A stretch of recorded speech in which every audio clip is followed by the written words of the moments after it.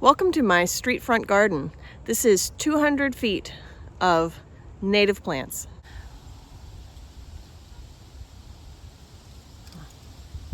All right, I've got plants laid out all along the street front, and I've got my auger drill thingy and a scoop. Let's get planting. I don't think I'm halfway through yet, but it's time to take a break and have some lunch and some water. This might be a two-day project here. I've got a bunch of things down there towards the south end and a bunch of things all the way down to the west. So, see you in a minute.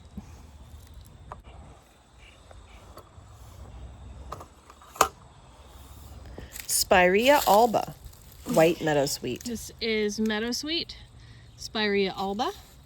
I'm gonna put it in here somewhere. I have a number of other meadowsweets in this area. Let's see how the roots are doing. Nice. Looking good. I'm doing the whole clump. So, let's make a hole. It's native everywhere in New England, and I'm finding differing information about where it's actually native in the United States. So I'm going to go with east of the Rockies and north of Tennessee and North Carolina. Its habitats include marshes, meadows and fields, shores of rivers and lakes, swamps, wetland margins, wet prairies, and bogs. It likes full sun, but will take partial shade. It likes wet to medium wet soil. It grows to be about 4 feet and has white cone-shaped spires at the end of leggy branches. Butterflies and other beneficial insects use it for nectar and pollen. Songbirds feed on the seeds, and it is the larval host for the spring azure butterfly. Meadowsweet planted. All right, I've got these two Helenium autumnales, and this is Allegheny monkey flower, I think. So I need to make sure I avoid that. And here, this is Baptisia australis. I need to make sure I avoid that. And just over here, Penstemon digitalis. So I'm just gonna nestle it in, sort of in between. Maybe, what is this? Oh, that's something else. Okay. Would it be easier to do this in midsummer? Why, yes. Yes, it would. Would I be able to see the plants better? Absolutely. Yes, I would. Are these ready? Like never. Am I ready? Like never.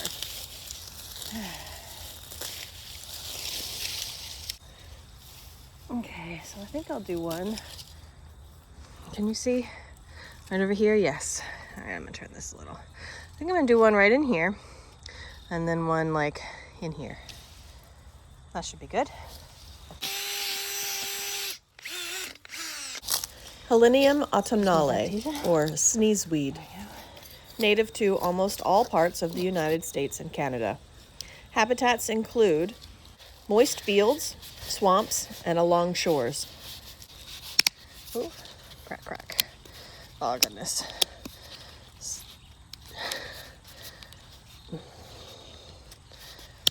Oh, heavens.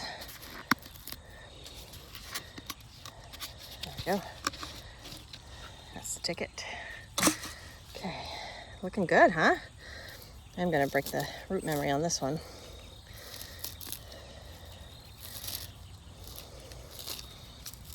Okay, just a little bit up the sides. I'm not gonna break this one apart. Just gonna give it a little bit of a rough up. One.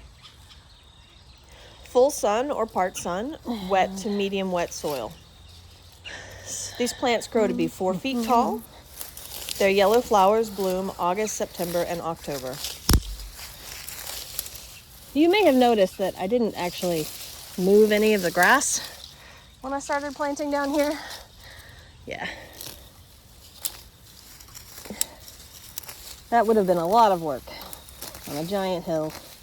And then I would have had to mulch everywhere. Oh. So I didn't do that. But what I have discovered is if you don't mow turf grass it gets thin and patchy. And it does get pretty well shaded out. Let's see, right about here, right about there. It gets pretty well shaded out.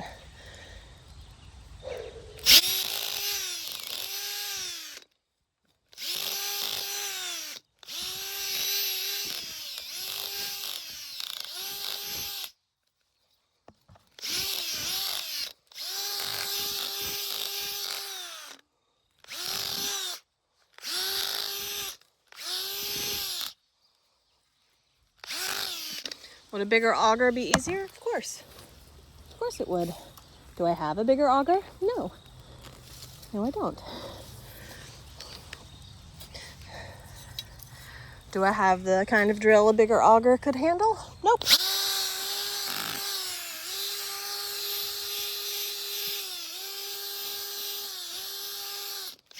Could I use a shovel? Absolutely.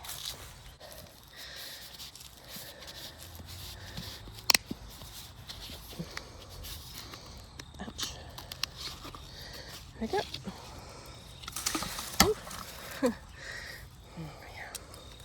The plant gets its common name due to the use of its dried leaves, which when inhaled will cause sneezing. Its pollen does not cause sneezing.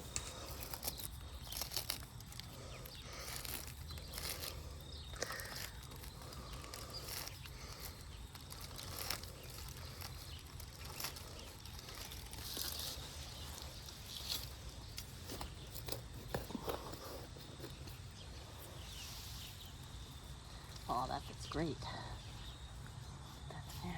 This plant attracts bees, butterflies, and wasps, as well as other pollinators, and its seeds feed songbirds.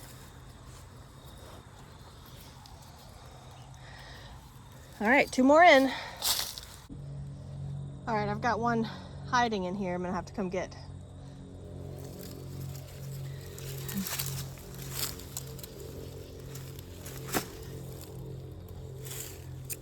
This is great blue lobelia. I may divide this one up. We'll see. I'm gonna put it right in here. I have three pots of this, I think. And they're just all going here along the street front. Let's get this out. See what it looks like.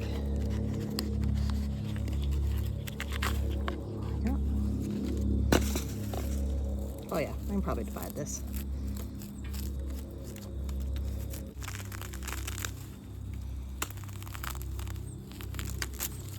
Okay, there's one. I think I can get this in half again. Yes.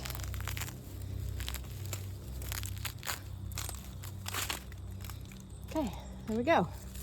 Inevitably, you might lose some, 1 or 2 on the side, but there's like, I don't even know how, there's like 20 little tiny plants in there, so most of them are gonna be fine. Oh. So I need 3 spots. Let's see what I can get in there and do. Lobelia syphilitica, or the great blue lobelia, or blue cardinal flower. It's native to eastern and central Canada and the United States, including New England. Its habitats include open wet woods, stream banks, marshes, and meadows. It likes full sun to part shade, wet, or medium soil. 3. Okay, I have a lobelia existing here, plus the ones I just put in. I'm gonna put these right in here. All right, I was about to plant that other lobelia, but look at this. It's like right in the light. How pretty is that? Look at that. That's gonna be a great spot for that one. I'm gonna work on this one. It grows to 3 feet tall, and its blue flowers bloom July, August, September, and October. It's pollinated primarily by bumblebees and is an excellent supporter of native bumblebees. It's also visited by butterflies and hummingbirds.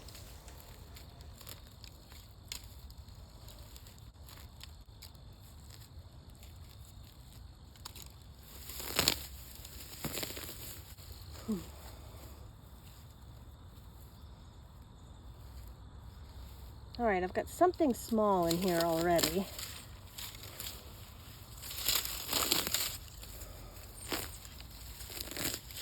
that's what this, I don't know if you can see that, but that's what this is. I think I planted some Scutellaria down here last year, so that's probably what that is. We'll go just to the side. Okay, Scutellaria probably. All right, ooh. Let's see if I can turn you so you can see. There we go. Maybe a little higher. Yes, I think that'll do.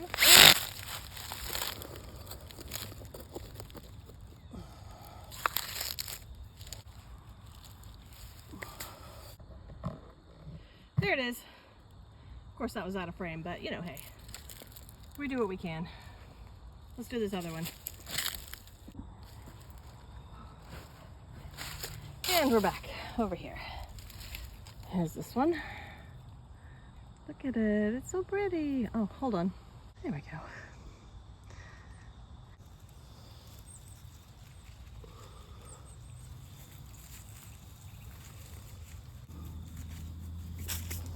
Okay, all set. Okay, this is obedient plant. Physostega virginiana, or obedient plant. So I'm gonna put this right over there. It has really pretty pink blooms on it, like spikes of blooms. You can see sort of what the shape might look like.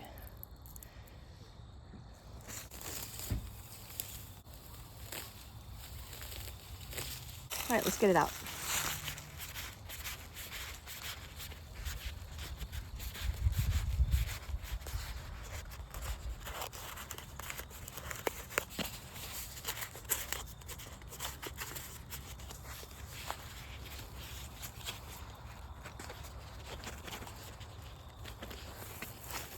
There we go. Oh my goodness. Look at him. Wow. That's amazing.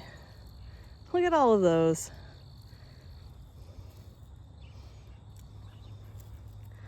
Those are just ready to go, huh? All right, let's see if I can split this. I don't know where those want to go. Maybe I'll have them go this way. Yeah, okay. There we go.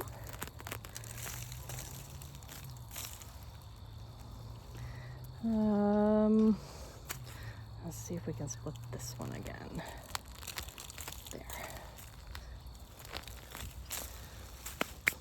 All right, 3 clumps.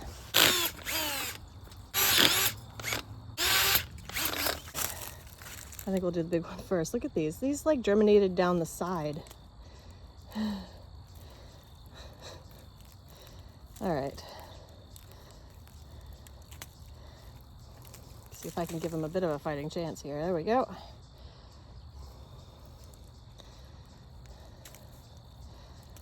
All right, that's gonna do it.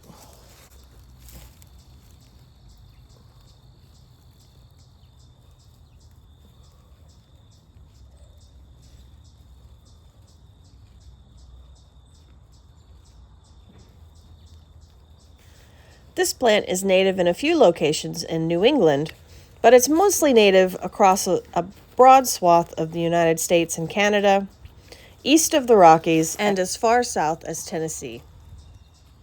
Its habitats include riverbanks, wet thickets, prairies, swamps, low ground, sand, clay, limestone, and will tolerate poor drainage. Full sun or part sun, very wet to medium soils. This plant will grow to about 4 feet with pink spikes in August and September. It attracts many pollinators, including native bumblebees and hummingbirds.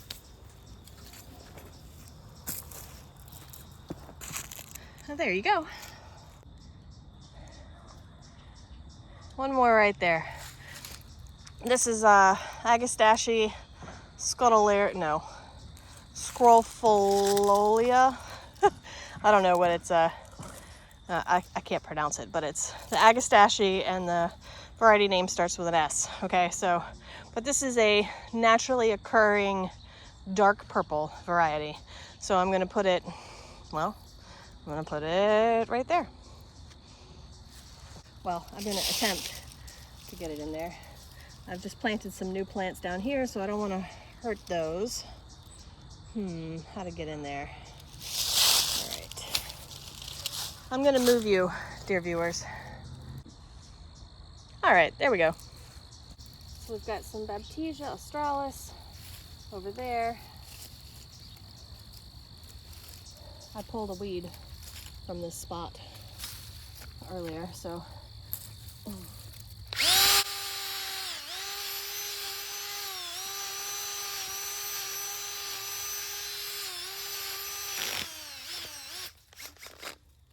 Good thing that ground is pretty soft. Yes, yes. Planting thickly comes with its own problems. Agastache scrophularifolia. I've talked about this one already, having planted it earlier on this day. Yeah. I'm not sure how much you can see of that, but this one in particular is a dark purple variety of the scrophularifolia. Pardon. So I thought I wanted to put it farther away from the other one, just so you can see the difference. All right. And it's in. Right here, I have the seed head of the Desmodium canadensis, the showy tick trefoil. Has a beautiful pink flower in it. When it's flowering, I've got another container. I'm gonna try to work some in right over there. It's a little tenuous getting in here. Okay, you can see all the tomatoes I haven't picked yet. Okay, here we go. All right, my idea is that it's gonna go right in there. What do you think? Think I can do it? I think I can do it. I'm not sure I can film it and do it. Okay. All right, wish me luck. By the way, this is my native hibiscus. Hibiscus machutus. That is a very nice seed head right there. I'll just have to take that with me.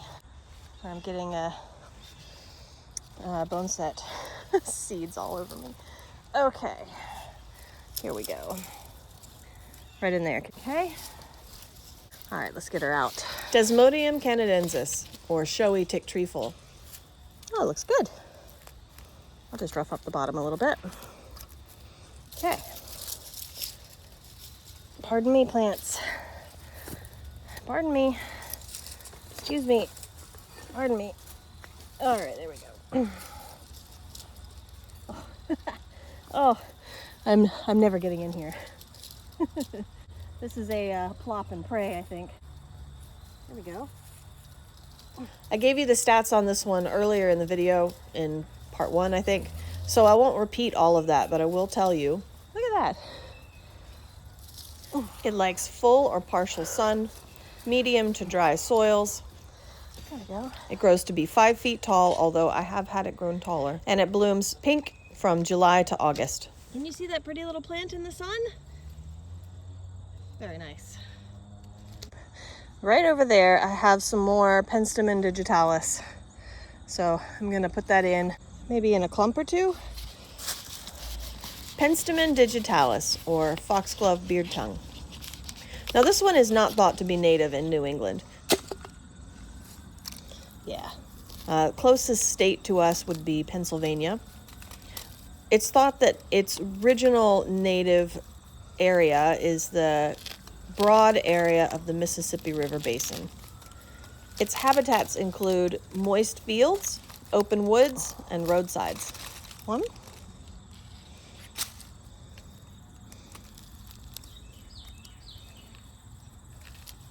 There we go. On the back side. 2. 3. 3 clumps.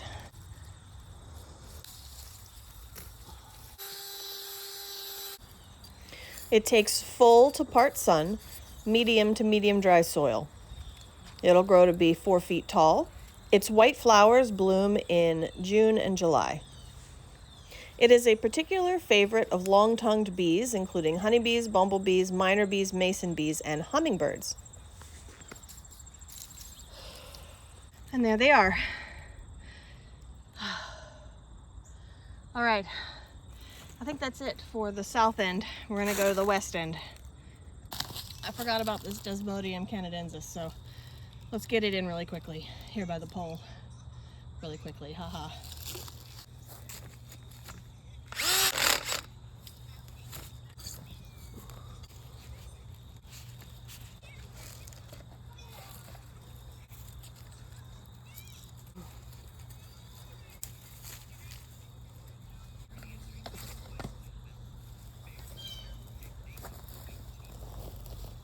I do think this will be a bit dry for it, but we'll see. Whew. Hold on, there we go. All right, I've got a couple things left. I've got these smooth aster with a pretty purple flower and sort of a sagey green leaf, and a couple more things over there. And here I've got a Penstemon hirsutus and a Monarda punctata. That's the spotted bee balm. Hairy beard tongue, I think is the common name. Penstemon hirsutus. Okay. All right, this is the Penstemon hirsutus. I think I'm gonna try to make this maybe 2 or 3 clumps. Penstemon hirsutus, or hairy beard tongue. It is native in New England, where I live. Should be able to do that. It's also native in central, mid-Atlantic, and northern United States areas. Its habitats include cliffs, balds, ledges, meadows and fields, ridges, and woodlands. It'll take almost any kind of sun except for the deepest shade, so full part shade or shade, dappled shade. It likes almost any kind of soil condition, wet to dry. It grows to be about 18 inches tall. Its purple blooms occur in May and June. It's pollinated by bumblebees and hummingbirds and attracts many different kinds of pollinators, including butterflies. There we go. Woof, come on. Oh. All right, so I got 3 clumps of the Penstemon. Well, this pot's split. Okay, this is the Monarda punctata. Monarda punctata, or spotted bee balm.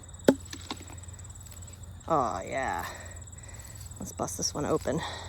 We talked a lot about this one earlier in this video, or in part 1 of this video. I won't do that again. Cannot tell you how good that smells. Okay, I'm gonna do 4 of these. But I will say one more time that this is one of my absolute favorite plants. And these 2 are smooth aster, so let's see how they divide. Symphotrichum laevi, smooth American aster. It is native in New England, and it is native across much of the central and eastern United States and Canada. Well, that is tight. Its habitats include disturbed sites, meadows, fields, and woodlands. It likes full or part sun, medium wet to medium dry soils. There's no way in. It'll grow to be about 4 feet tall. Goodness. There we go. There's always a way in. It has little purple or bluish daisy flowers and blooms August, September, and October. It's pollinated by many native bees and attracts butterflies. It's a larval host for the pearl crescent butterfly.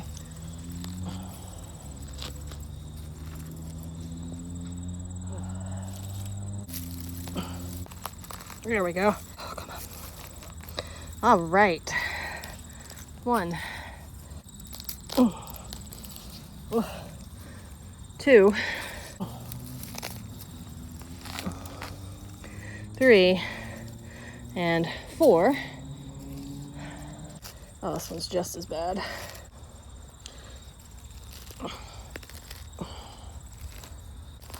There we go. There we go.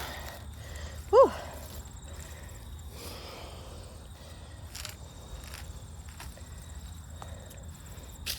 another 2.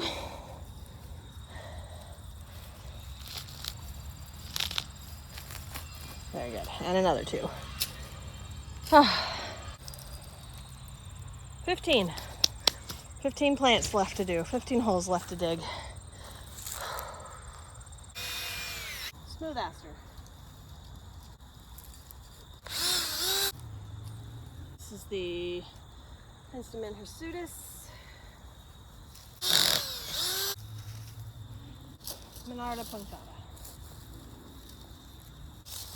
I have 2 more penstemons.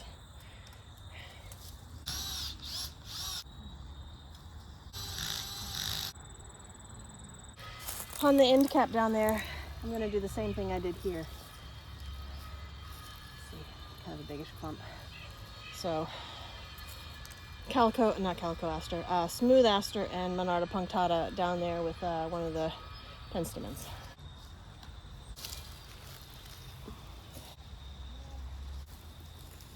I have 2, 4 left.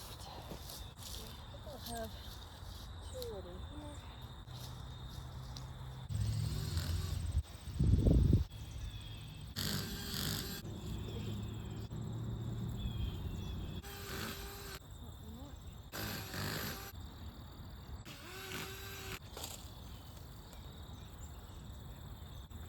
Left.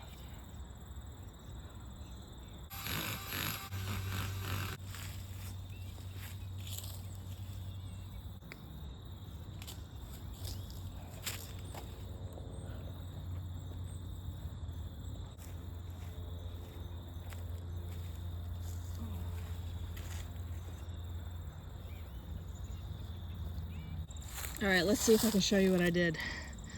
All right, back there, aster, penstemon, Monarda. 2 asters, an aster and a Monarda,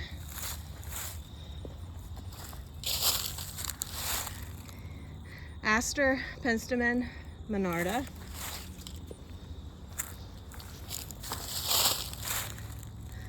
two asters and a penstemon, a Monarda, and an aster. And I found a little something. That's probably a showy solidago.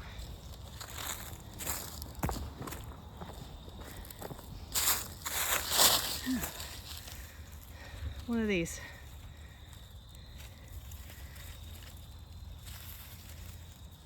That's probably what that is. Now we water.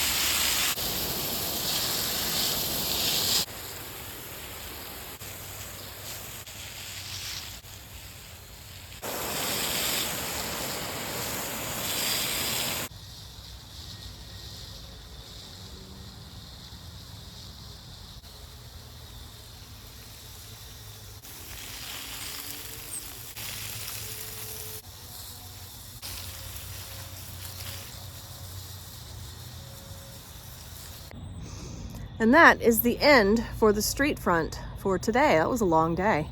Planted a lot of things. I hope you enjoyed that. I hope you got lots of good information about native plants that maybe you didn't know about. And I hope you enjoyed watching me plant out my street front. 200 feet of native plants. Eventually, it's not all full yet. Anyway, I will leave you with that glorious thing right there. Look at that. That's a sugar maple in the sunset.